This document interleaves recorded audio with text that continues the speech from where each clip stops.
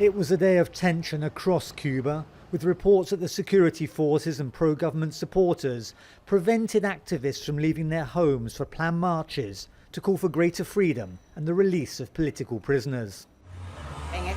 I'll go out to applaud for the freedom of Cuba and in support of the political prisoners, but they won't even let me leave the property. Several people were detained, and on the eve of the planned marches there were sporadic clashes between pro and anti-government activists.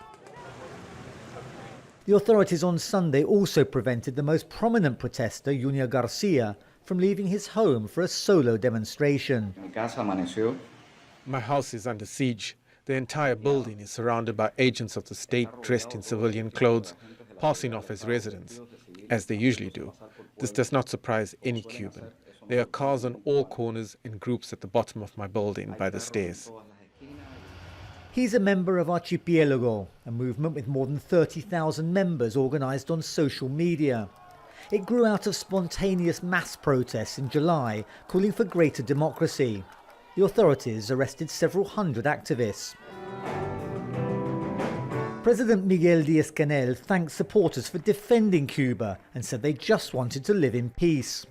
We are seeking the improvement of our society, defending emancipation, defending socialism and condemning campaigns to subvert internal order, the media campaign against Cuba, against peace in Cuba and against the blockade.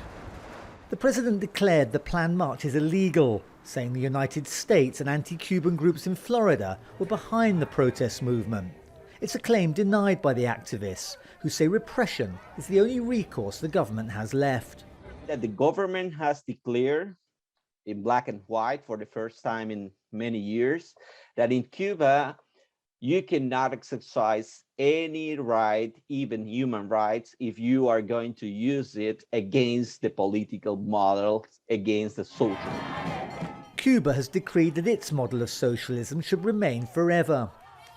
However, increasing numbers of younger Cubans are challenging that assertion and say that if they can't march, they will find alternative ways of making their voices heard. Daniel Schweimler, Al Jazeera.